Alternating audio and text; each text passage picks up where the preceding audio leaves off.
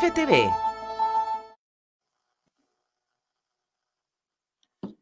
Muy buenas tardes, estamos en un nuevo jueves de estas conversaciones a las 6 de la tarde por FTV. Agradecer siempre al espacio FTV, Diario La Quinta, por darnos esta oportunidad de conversar, de entrevistar distendidamente a distintas personas del quehacer nacional, regional, un poco coyuntura también, pero también con el lado humano, ¿no? El lado humano de las personas con las que conversamos. Y hoy día nos acompaña Yanina Figueroa, una amiga, ya nos conocemos hace un tiempo, y una gran destacada dirigente de una pyme. Eh, y ahí nos contará un poquito más de su trayectoria y de su participación en una pyme, y que le ha tocado el último tiempo estar mucho ahí en seguimiento legislativo, en el Congreso, con frustraciones también, ¿no? Por los proyectos que se aprueban y por la situación que está atravesando nuestro país y sobre todo el sector de las pymes que ella representa. Entonces le damos la bienvenida a Yanina, muchas gracias por tu disposición a estar con nosotros hoy día. No, muchas gracias a ti, senador, gracias por esta invitación. A FTV también, que es un medio regional que está calando muy profundo en la opinión pública de la región, así que también un saludo cariñoso a los muchachos ahí que están apoyando la opinión y la contingencia en este tiempo de pandemia. Así es, un gran emprendimiento de comunicaciones, de comunicación social, política también y regional, así que muy importante apoyar. Antes de entrar en la coyuntura y un poquito en la contingencia, queríamos preguntarte y conocerte un poquito más, ¿no? Tu trayectoria, cómo, desde cuándo es que eres emprendedora, ¿no? Siempre se dice que muchas veces hay distintas experiencias y éxitos y fracasos, digamos, en esto de ser empresario en Chile, sobre todo mi pyme en el fondo, ¿no? Micro, pequeño, empresario, empresaria. En tu caso, ¿cómo ha sido esa trayectoria, Yanina? Si nos puedes contar un poquito de ti. Bueno, yo llevo 10 años de Proclean Chile, que es mi empresa.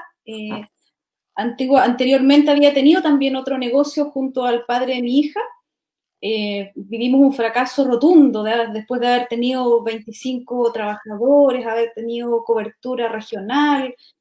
Cometimos todos los errores que cometen los emprendedores. Eh, em- Trabajábamos con el Estado hace 10 años atrás, 15 años atrás, cuando los pagos eran muy difíciles, así que nos quedaron debiendo y quebramos, y ese fue un tremendo aprendizaje, y junto con ese quiebre también financiero vino el quiebre familiar. Después de 15 años también nos separamos, y yo comienzo sola, hace 10 años con Proclean Chile. Empecé como empezamos todas las mujeres, con muchos temores, eh, enfrentando además un cambio también de estar en un matrimonio, haciendo un negocio a partir sola. Mis primeros ayudantes fueron los acomodadores de auto en Valparaíso, fíjate. Me ¿Cómo veían así? llegar, me ayudaban a bajar la mercadería, Ujú. y bueno, de a poquito empecé. Ahora ya tengo cierta consolidación. Ahora en pandemia obviamente ha sido muy, muy difícil para mí, pero sigo manteniendo a mi gente, pagando como corresponde, sobreviviendo como estamos todas las pymes en Chile. Eh, y ha sido un camino bastante bonito estos últimos años para mí. Me he reencontrado además con cosas que son súper esenciales para mi vida: el feminismo, Ujú. el tema de los gremios. He tenido Ujú. la posibilidad, después de tener esta historia también que viene desde el fracaso, poder viajar por el país entero, dar charlas de emprendimiento, encontrarme con miles de mujeres que han pasado lo mismo que pasé yo, eh, y así he tenido un camino bien, bien bonito. Entonces yo, a partir de eso, me meto de lleno a partir de la colusión del papel higiénico, que además yo denuncio muy fuertemente en el año 2014. Me meto ya de lleno a hacer un trabajo gremial, porque finalmente lo que nos pasa a las pymes hoy día tiene que ver con una tremenda desigualdad que hay en Chile, y si no somos capaces de dar nuestro tiempo voluntario para poder combatir eso, va a ser muy difícil poder cambiar la situación. Ujú. Ah, mira qué interesante. O sea, fue a partir de la colusión del papel que entraste más en un trabajo asociativo gremial.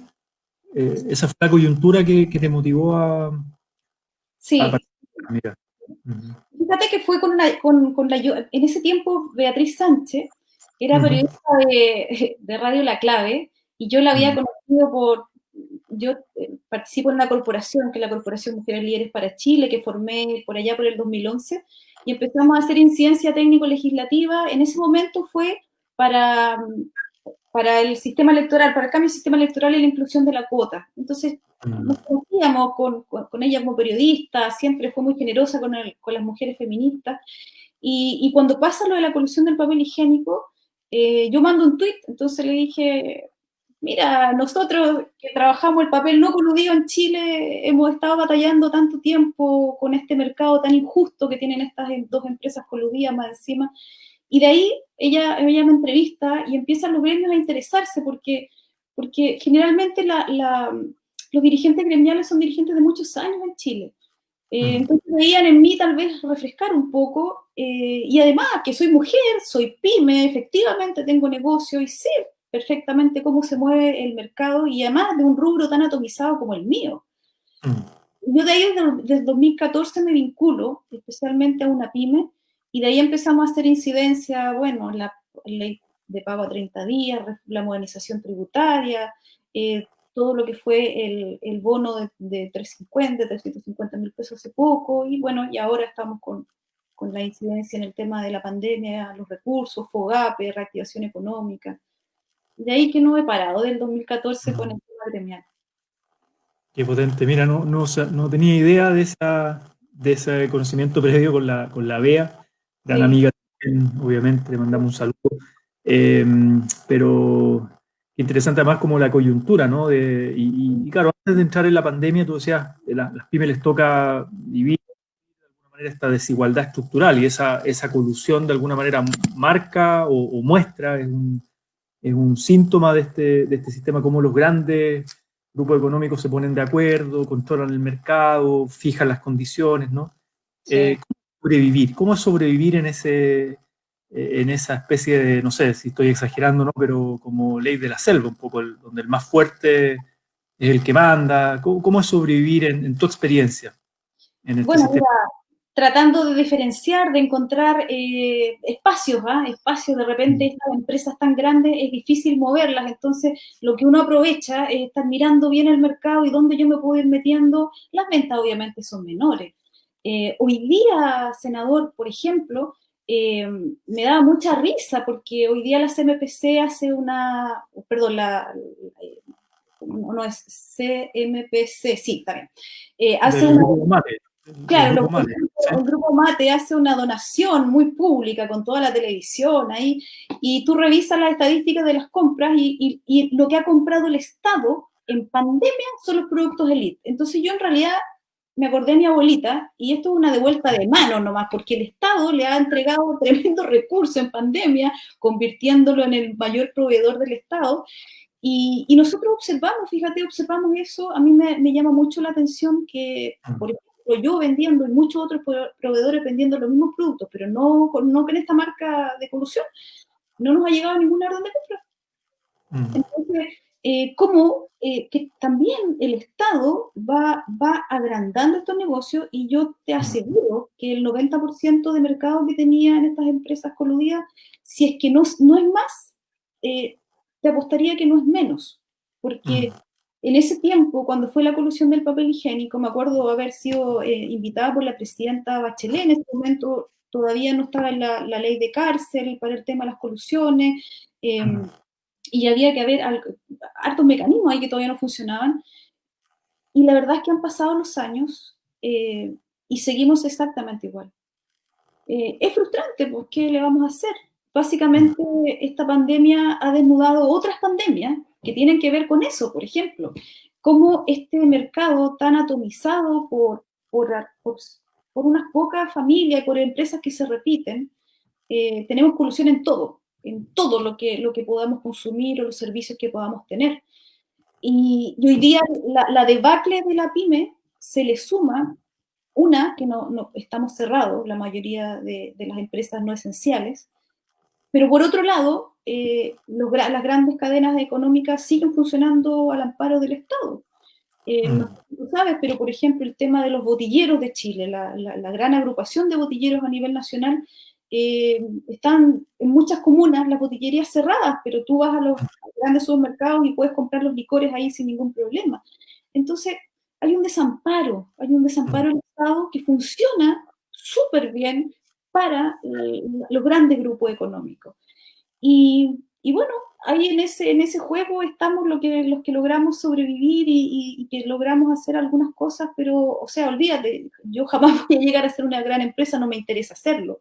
A mí lo que me interesa es poder seguir dando trabajo, pagar bien y, y estar tranquila. O sea, soy una persona que no tiene mayores ambiciones en la vida tampoco. En cuanto a lo económico, no pienso en hacer grandes cadenas. No, creo que nosotros podemos ser austeros también cuando hacemos negocio. Pero, pero qué injusto es también que tengamos las mismas condiciones de participación, de ser proveedores del Estado, pero el Estado no tiene ningún tipo de política ni regionalista, ni de política a la pyme real, o sea, no la migaja de la compra ágil, no la migaja de la compra mínima, de la tienda básica que tienen con las compras más pequeñitas, sino que ¿por qué no podríamos nosotros participar en grandes compras? Y bueno, y mientras eso no se solucione, vamos a seguir siendo lo que queda, digamos, atendiendo lo que queda. Podríamos decir que en Chile el Estado profundiza, reproduce una desigualdad que ya es estructural, pero que al mismo tiempo el Estado ayuda a eh, desbalancear, digamos, aún más esas desigualdades. Y, y es por falta de voluntad política, eso te iba a preguntar como para alguien que no conoce el mundo de las pymes, de los negocios y las ventas y el ser proveedor del Estado, ¿es simplemente voluntad política, administrativa del Ejecutivo, tanto a nivel, tú decías, nacional, central como regional? ¿O hay que hacer muchos cambios para que, por ejemplo, el Estado pueda tener una de distribuir sus políticas de compras, digamos, a proveedores y beneficiar a las pymes, a las pequeñas y medianas empresas también? ¿Cuál es tu opinión ahí, tu visión? Bueno, senador, yo con harto respeto te voy a decir esto. Yo sé que como tú hay muchos parlamentarios que son no solamente tremendamente jugados, sino que muy honestos. Pero hay una gran cantidad de parlamentarios y de gente de gobierno, y es cosa de ver los directorios de estas grandes empresas que contratan a exministros, que contratan también a los parlamentarios, y ahí hay un vicio que uno perfectamente podría decir que está hecho para que así funcione, digamos. Grandes grupos económicos financian y financiaron campañas políticas. Los mismos, el presidente de la República pertenece a directorio de empresas importantes, o sea, eso no es un misterio. El señor Fayé, que vende la cantidad de cajas que le vendió al Estado, pertenece a los grandes grupos económicos de este país. Nosotros no entendemos por qué no se dio esta posibilidad de hacer compras en las regiones, de priorizar los negocios de barrio, de priorizar las ferias libres, que la gente hubiese podido comprar con una tarjeta del Banco Estado, por ejemplo.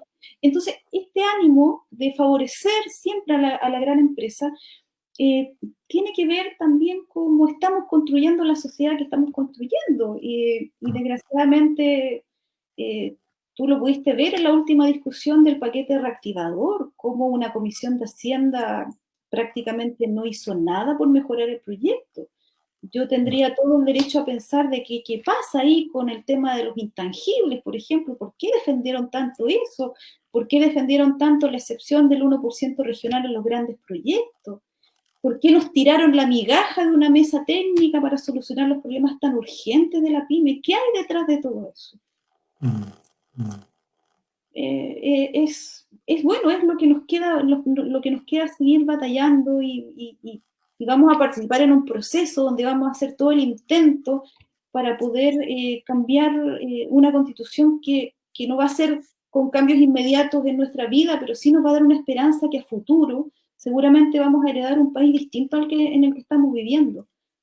Porque realmente yo pienso en mi hija, por ejemplo, que tiene 25 años, y ojalá que no le toque vivir todo lo que me ha tocado vivir a mí y que lo que me ha tocado sufrir, fíjate, siendo mujer empresaria pyme. Duro, ha sido duro, porque en realidad yo no sé hacer más cosas, soy profesora, pero no sé hacer más cosas que no sea vender y tener mi independencia en el negocio, pero pucha que ha sido duro, muy duro. Qué potente y qué bonito al mismo tiempo escucharte con esa esperanza en un proceso constituyente. Perfectamente muchos podrían decir, mira, esto no me va a tocar, o es muy lento, o no sabemos, es incierto el resultado, ¿no? Pero ahí hay una oportunidad, algo que se abrió, ¿no? Como esperanza.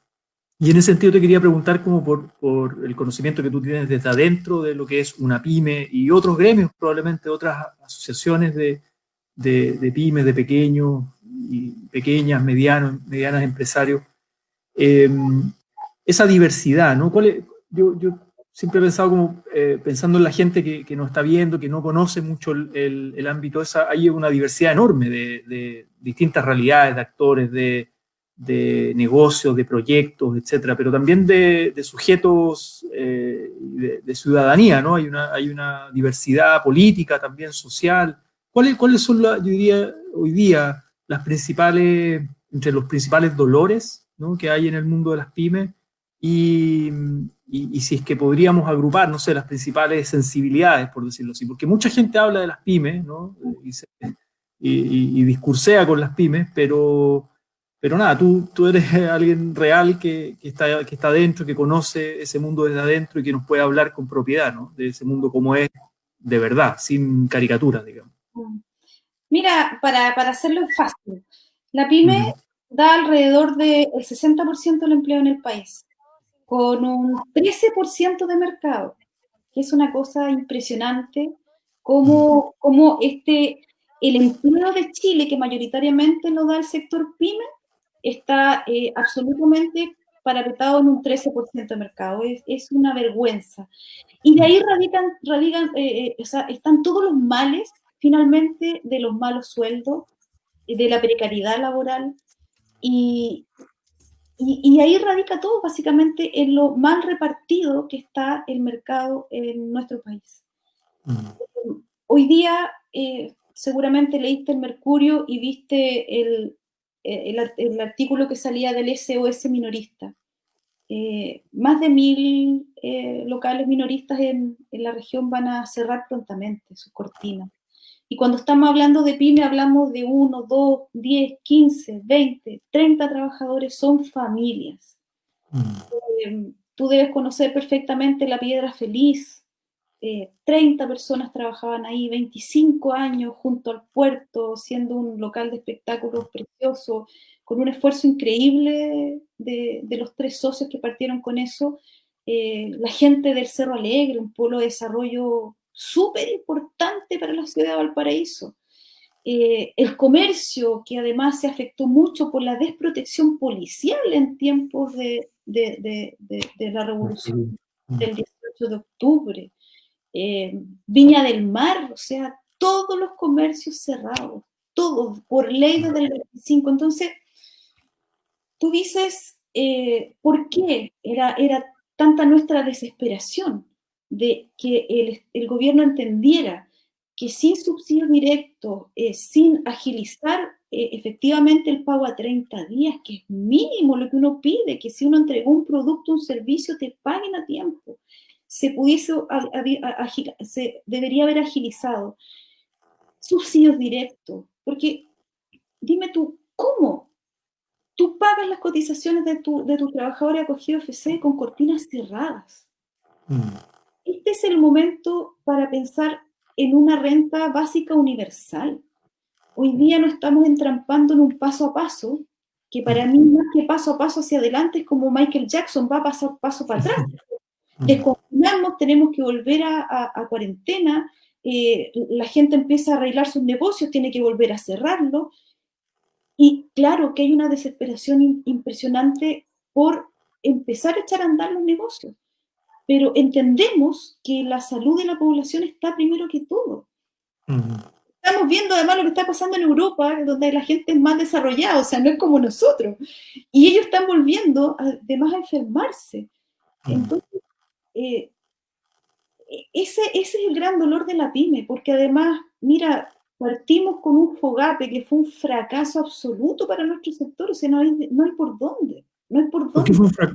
por qué fue un fracaso? Explícanos un poquito a la gente que, insisto, que no está en el día a día, que no conoce la dinámica de las pymes. ¿Por qué fue un fracaso? Bueno, nosotros empezamos desde cuando se anunció este proyecto del FOGAPE con garantía estatal, dijimos, esto no llega a la pyme, ¿eh? Pues, ojo, primero muy baja bancarización, deudas arrastradas desde octubre del año pasado y con una economía en 2019 bastante compleja también. Ujú. La pyme no pasa la prueba de la blancura en eso, porque le pagan tarde, tiene poco acceso al mercado, tiene que andar bicicleteando, que hay que pagar los IVA, que hay que pagar al proveedor. Entonces, tiene un historial un poco complejo. Sabemos muy bien la relación de los bancos con la pyme, pero Ujú. además este fondo tenía una trampita ahí, que pasó el proceso legislativo y que nadie lo advirtió, y que lo advertimos nosotros como una pyme y el Instituto IPE, fue básicamente el economista Enrique Román que dijo, aquí está el problema, el deducible que tiene esto, porque finalmente no garantizaba el 80-90% de la garantía estatal, sino que Ujú. bastante menos. Entonces ahí obviamente los bancos se pusieron a observar con lupa a quién le iban a dar los créditos. Hoy día la Comisión de Mercado Financiero, uno revisa quién le ha dado y justamente la mayor cantidad de dinero, de los 10.000 millones de dólares que han estado ya en puestos de colocaciones en la empresa, se van a empresas de hasta 1 millón de UF de venta. Mm. Y bueno, eso podría haber sido el salvataje en una primera instancia de abril a mayo de muchas empresas pymes, pero eso no fue. Mm. Y ya después quedaba este proyecto de activación y cuando tú lo mirabas y decías, bueno, pero a mí, ¿de qué me sirve si no he vendido nada en el 2020? Que me devuelvan, que me rebajen el impuesto en primera categoría en el 2021, no es liquidez para ahora. Le sirve a un grupo muy pequeñito de empresas que además están vendiendo. Tampoco decíamos de qué nos sirve hoy día que nos devuelvan el IVA crédito que tenemos de enero a mayo, si nos piden además que no tengamos ningún tipo de problema tributario antes, y los Mm. tenemos. Entonces, también era para un grupo muy reducido. Y, y el aplazamiento de la boleta electrónica, que no estaba dentro de ese proyecto, es más, nosotros lo impulsamos desde los gremios, también estábamos pidiendo que fuera para marzo del próximo año, porque, o sea, las condiciones de conectividad en este país, la analfabetización digital y especialmente los negocios más pequeñitos, hacía muy difícil poder poner la puesta en marcha ahora, en septiembre, y de aquí a diciembre no queda prácticamente nada.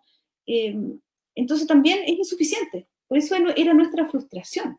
Por eso Mm. nosotros hicimos tantos intentos en el Parlamento. Y por eso el proyecto se votó, ¿ah? Se votó en Mm. contra al principio. Si finalmente se perdió un tiempo valioso, no solamente por el trabajo en la comisión, sino que también porque hay un gobierno que no quiere Mm. transar. Y hay que reconocerlo. O sea, la oposición en este momento desapareció, salvo honrosas excepciones como el voto tuyo, senador Guillés, Yana Proboste, senador Bianchi, pero de los otros, digamos, parlamentarios de esta región que se habían comprometido con los gremios de las cámaras de comercio de Valparaíso, la gente del comercio nocturno, leían nuestra minuta mientras estaban argumentando en el Parlamento, pero lo aprobaron igual, o sea, no hubo ninguna posibilidad de poner subsidios directos ahí. Entonces, bueno, la desazón es grande. Mm.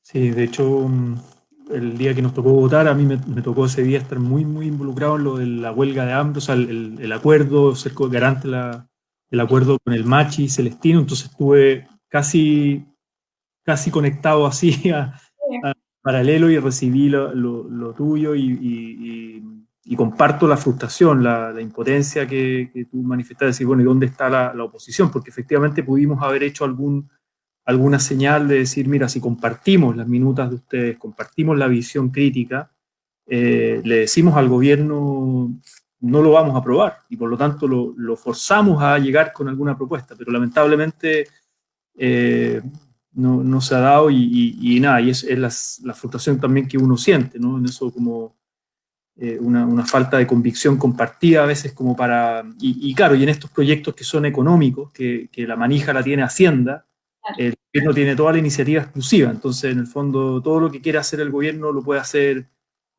solo el gobierno, entonces también nos pone un poquito en la espada de la pared con las urgencias, la rápida. Es muy frustrante, la verdad. Estamos en esta dinámica. Eh, y a eso quería ir, al proyecto que nos tocó votar en la semana. Ustedes levantaron, explícale tú misma a la gente, ¿cuáles los puntos críticos que ustedes levantaron de por qué este proyecto no servía a las pymes, sino que más bien a las grandes empresas? Bueno, básicamente porque hay medidas apuntadas a la gran empresa, a los grandes proyectos con excepciones tributarias, depreciación de intangibles, o sea, la pyme está lejos de poder traer tecnología o intangibles del extranjero y es casi un chiste, un mal Mm, chiste, un momento muy doloroso para muchas empresas de menor tamaño en el país. Liquidez, no hay otra, ahora liquidez no hay otra, o sea, eh, nos damos vueltas por la región, especialmente Valparaíso y Viña, que están, y las otras ciudades de la región que están absolutamente en cuarentena.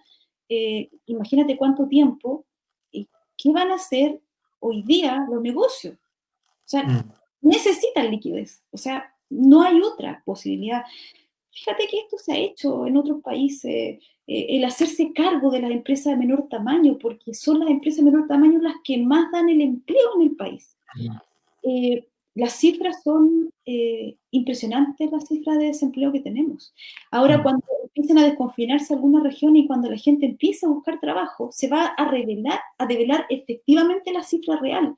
Nosotros mm, estimamos que llega a cerca de 3,5 millones de personas hoy día. mm, Eso afecta, pongamos que son 2 personas por casa, o sea, estamos hablando de una afectación a 6 millones de compatriotas nuestros. Si eso no es Chile, yo no sé qué mm, más puede pedirle uno al gobierno. Mira, el problema no es que ayuden a la gran empresa. El problema es que cuando hay escasez y cuando hay urgencia, los gobiernos tienen que empezar primero en quiénes son los más afectados y partir por ahí. Y mm, cuando eso está resuelto, se destinan todos los otros beneficios para el que sigue, como que hacemos una mm, fila. Y esto ha sido así. O sea, lo primero, la TAM. A las 2 semanas la TAM. Perfecto. Tiene una cantidad importante de trabajadores y también de proveedores. Pero las pymes no ha habido nada efectivo. Solamente mm, informes y una tremenda frustración. Y esto tiene rostro, esto tiene familias detrás, tiene esfuerzo. O sea, cada uno de nosotros ha levantado con mucho esfuerzo su empresa.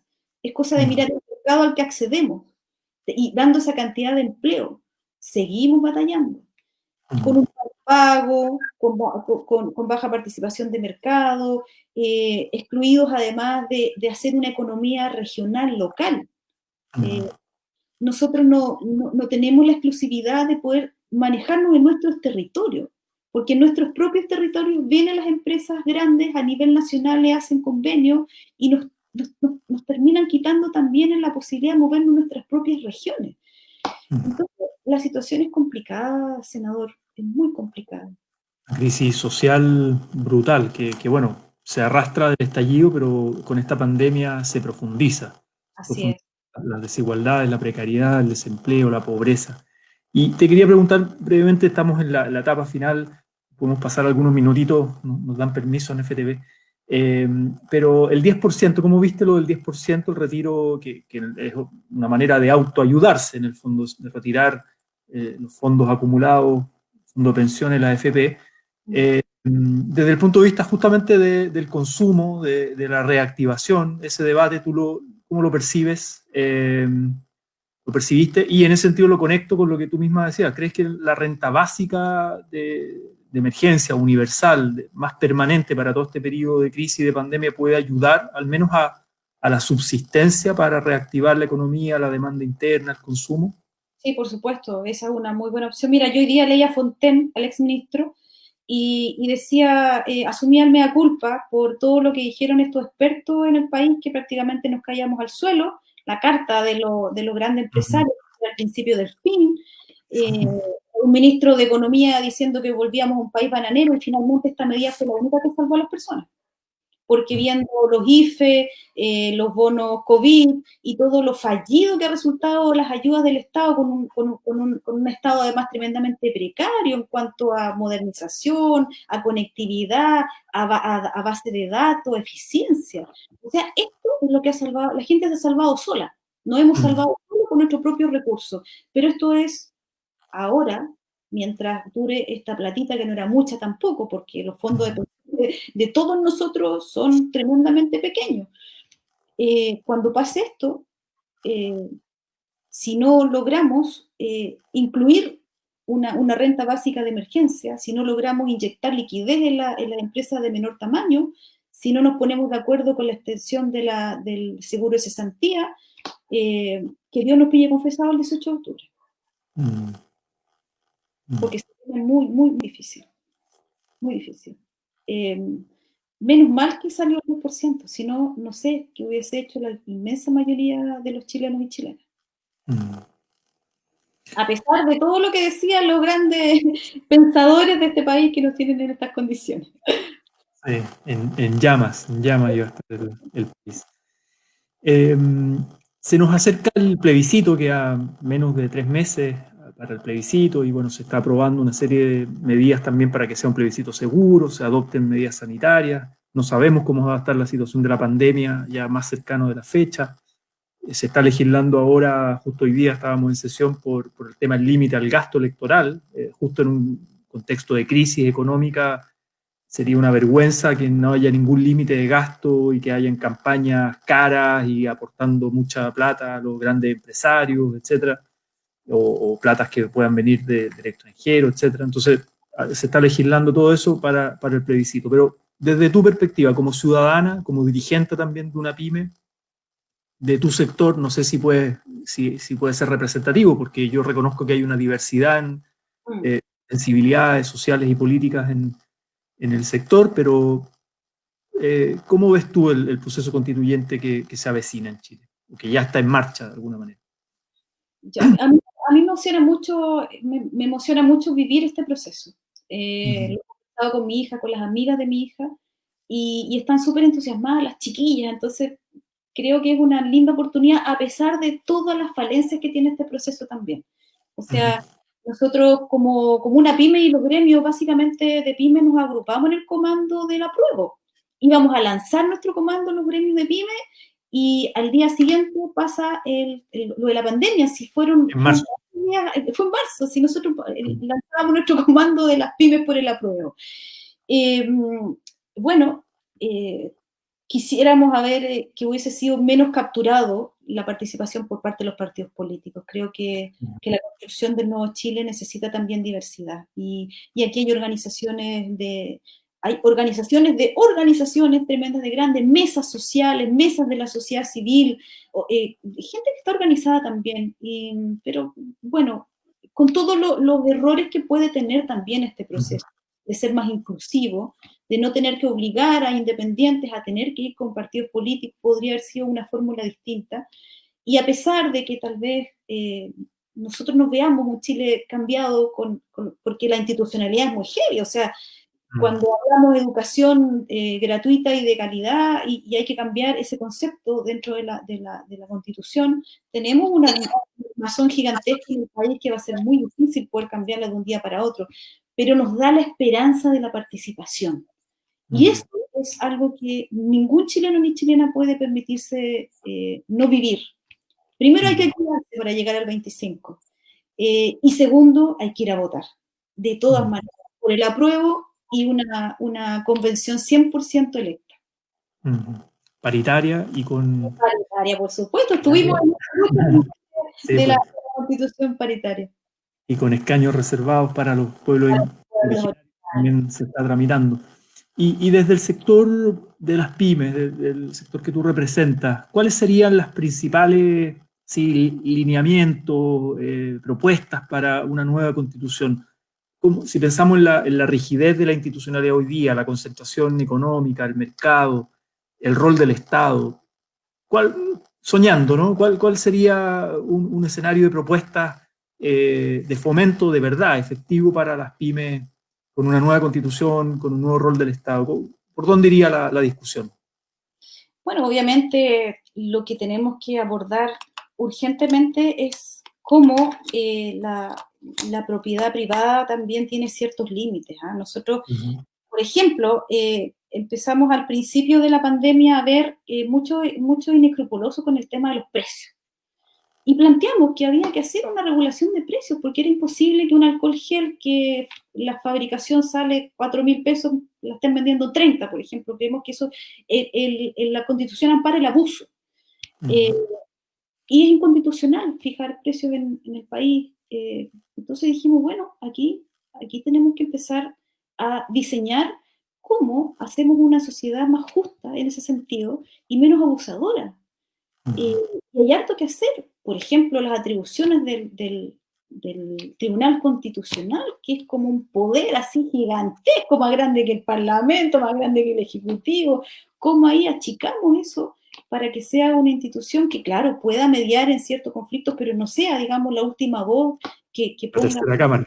la tercera cámara, casi la primera? Entonces, hay hartas cosas que poder trabajar y las pymes estamos absolutamente disponibles para estar en este proceso. Creo que a mí me emociona mucho estar Mm, en un momento tan difícil como este, tener esa posibilidad de participación. Yo creo que mm, es muy bonito y ojalá que sea lo más diverso posible.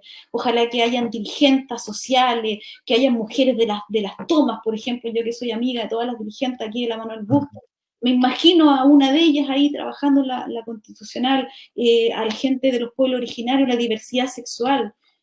Y ojalá que menos dirigentes de los partidos políticos que están guardados en sus casas se les ocurra participar en la nueva constitución.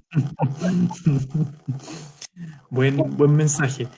Y es Que un se, ah, que se queden en su casa, nomás, lo que se quede escala. en su casa. Se queden. ¿Es un sueño y es una emoción compartida en tu sector? Sí, O tú sientes que es más personal tuya? Es compartida? y es compartida, es compartida. Sí, claro que sí. O sea, Mm, para los gremios de gobierno, que son absolutamente identificables, ujú, obviamente complica, pues, ¿ah? Ellos están muy felices con todo lo que está sucediendo. Eh, Hablaba Rafael Cuncilla la otra vez muy elocuentemente de que estaba tan ujú, feliz con este paquete de medidas, decía él, y yo la verdad es que he hablado con casi todo el comercio detallista a nivel nacional y están todos en el suelo. ujú, Entonces, bueno, sí, eh, la democracia es así, pero la mayoría, gran mayoría de dirigentes pymes están también esperanzados ojalá que algún momento podamos repartir mejor la riqueza. Y eso también tiene que ujú, ver con destrabar una constitución que además nos merecemos, pues si llevamos tantos años de la vuelta a la democracia, ¿por qué no? ¿Por qué? ujú, Todo este miedo que se le ha metido al proceso, cuando la participación es lo más bonito que puede haber en una sociedad, participar, estar. ujú. 40 años, hay un ciclo, ¿no? Un ciclo que se cierra y que se abre al mismo tiempo a una nueva etapa, un nuevo contrato social Así es, democrático. así es. Eh, Estamos finalizando, Yanina. Te quisiera dejar libremente un mensaje final, pasa un aviso, una propuesta, una queja, lo que tú quieras, un mensaje final, un minutito tranquila, libremente, lo que quieras decir. Bueno, nosotros ahora vamos a hacer un proceso de una mesa técnica que quedó lo único que ganamos en este proyecto. Estamos organizándonos a nivel nacional con todos los gremios que hemos incidido este último tiempo y vamos a hacer nuestras propuestas y estamos esperando también la constitución de una bancada de senadores pro pyme Ujú, que nos puedan colaborar en eso. Vamos a seguir luchando y preparándonos para el plebiscito, obviamente. Eh, Estamos participando en distintas mesas. Yo en lo personal participo en la mesa de la sociedad civil e independientes de Chile, donde nos estamos reuniendo todas las semanas con dirigentes de todos ujú, lados. Estoy muy pendiente de los debates que se están haciendo. Así que yo haría un llamado a la ciudadanía que a pesar del momento difícil en el que estamos pasando, vean una luz de esperanza en este proceso de participación y que estén muy vigilantes de lo que están haciendo las autoridades, mm. sobre todo las autoridades. Muy bien, buena noticia. Encantado si me invitan de participar también ahí en esa bancada de apoyo, a pesar, yo no soy parte de la comisión ni de Hacienda ni de Economía, estoy en Derechos Humanos, estoy en Vivienda, estoy en otras comisiones, pero obviamente es un sector al que me interesa apoyar, acompañar en la medida de las posibilidades, sobre todo cuando se van instalando agendas, temas, y todavía yo creo que el gobierno tiene que ponerse creativo para volver a proponer algunas cosas que de verdad sirvan a las pymes. O sea, cómo inyectamos liquidez, por ejemplo, ¿no? Algo concreto de corto plazo. Yo creo que eso es algo que el ministro de Hacienda lo decía, no, pero bueno, tendremos que encontrar otros instrumentos, ya. No, mira, más que creativo, que tengan sentido común, que salgan a la calle, que vayan a ver cómo están los negocios, cómo están las empresas, cómo están las fábricas, pequeñas fábricas. Si se dan una vuelta, seguramente se pueden sensibilizar un poco. Mm. Y te quiero agradecer, senador, porque tú has sido eres una persona muy, muy humilde, muy asequible. A veces, bueno, yo que trabajo mucho tiempo en el Parlamento, no tanto tiempo, del 2011 nomás, pero que siempre me voy vinculando, no es fácil encontrar esa sintonía y eso que uno de repente, oiga, senador, colabórenos con esto, y que siempre estás dispuesto, así que yo te lo quiero agradecer. Yo soy muy respetuosa de los parlamentarios, de sus tiempos, de sus teléfonos, pero la verdad que siempre que hemos mandado un mensajito, tú siempre respondes, así que no lo quiero hacer público porque creo que es justo y te lo quiero agradecer por eso. No, muchas gracias. Bueno, para mí es parte del trabajo y del sentido también que tiene ser, que no es fácil ser representante hoy día, además por lo que estamos viviendo, las múltiples necesidades, urgencias, pero al mismo tiempo es recíproco la valoración y por eso también la invitación hoy día, Yanina, te lo decía el otro día, con la frustración de la votación, tu perseverancia, estar ahí, estar motivada, representando a otros, convocando gente, juntando senadores. Hemos tenido reuniones ahí en la noche, tarde, con varios senadores, con dirigentes de todo el país, y eso lo has convocado tú has estado ahí articulando. Entonces, nada, agradecerte ese rol también que juegas, no solo pensando en ti, en tu proyecto, en tu negocio, que es súper legítimo, sino que además pensando y buscando el bien común. Sí. Así que muchas gracias por esta conversación. Nos seguiremos encontrando, obviamente, disponible ahí a seguir colaborando y caminando, y además qué bueno que estén armando el comando por el apruebo de las pymes. Yo creo que eso es muy, muy potente, la voz de ustedes es muy relevante y eso da esperanza también de un futuro país con más justicia, inclusión, equidad de verdad, más democrático también. Sí, pues, para mi hija, para mi nieto, que sea, pues. Así es, a nuestra región también. Sí, pues, para nuestra región, tan golpeada nuestra región, la Así ciudad de es. Valparaíso, bueno, hay que luchar nomás, hay que seguir. Hay que seguir. Muy bien, bueno, muchísimas gracias. Estamos cerrando esta conversación del día jueves. Queda disponible nuevamente agradecer a FTV, felicitar por el espacio, Diario La Quinta, todos quienes colaboran y hacen posible este espacio. Y nos veremos próximo jueves en una próxima oportunidad con otra entrevistada tan importante y tan interesante como Yanina Figueroa. Muchas gracias. Bien.